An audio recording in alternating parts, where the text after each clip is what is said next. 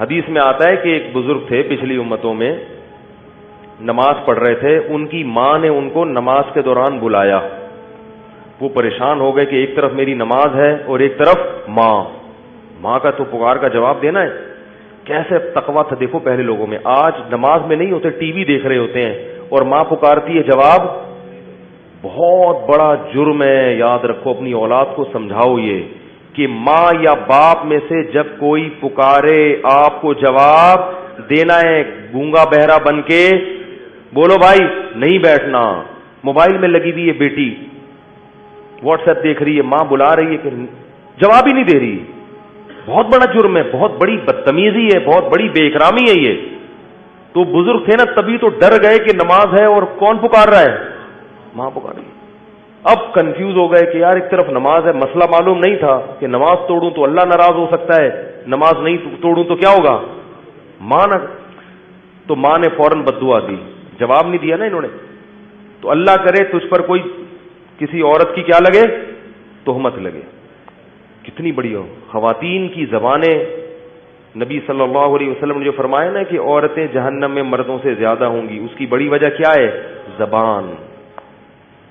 چھوٹی چھوٹے معاملات کو بہت کیا کر دیتی ہیں، بڑا بنا دیتی، بہت بڑا، لان تان بہت کرتی ہیں۔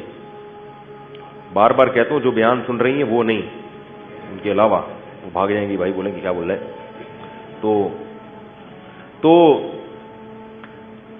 اب کیا ہوا کہ وہ جب بزرگ پہ تہمت لگی ہے، وہ جب بددعا دی انہوں نے، کچھ وقت کے بعد کیا ہوا، ایک عورت کے بچہ پیدا ہوا جو بغیر باپ کے، یعنی زنا سے۔ اب لوگوں نے اس کو پکڑ لیا، بھائی تیری تو شادی نہیں ہوئی، تجھے بچہ کیسے پیدا ہوا؟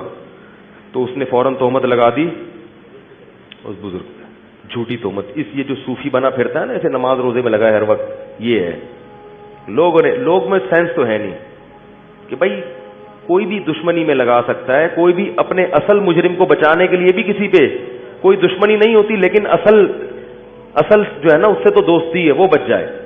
ان کو پکڑ کے ان کی عبادت گاہ کو گرا دیا، اور جو ان کو توہین کر سکتے تھے کرے۔ بیچارے بڑے، ان کو یاد آیا کہ یہ کیا تھا، میری ماں کی بددعا۔ حدیث میں آتا ہے کہ بچپن میں کوئی بھی نہیں بولتا سوائے 3 بچوں کے، ان میں ایک یہ بھی تھے۔ جب بہت زیادہ ہو گیا تو اللہ کو ان پہ ترس آیا، تو ماں کی گود میں بچے نے گواہی دی کہ میں اس کا بیٹا نہیں ہوں۔ پھر ایک شخص کا بتایا کہ وہ ہے جس نے زنا کیا ہے میری ماں کے ساتھ۔ پھر لوگوں نے اور زیادہ عقیدت میں ہاتھ پاؤں چوما اور کہا کہ ہم سونے کا بنا دیں گے آپ کا محل۔ انہوں نے کہا نہیں، سونے کا نہیں، مجھے مٹی کا ہی بنا دو۔ تو اس سے پتہ چلتا ہے کہ ماں کی بددعا کا اثر، بولو بھائی، بہت جلدی ماں کی بددعا کا اثر ہوتا ہے۔ تو اس طرح پتہ چلتا ہے کہ ماں کی دعا کا اثر بھی جلدی ہوتا ہوگا یقیناً۔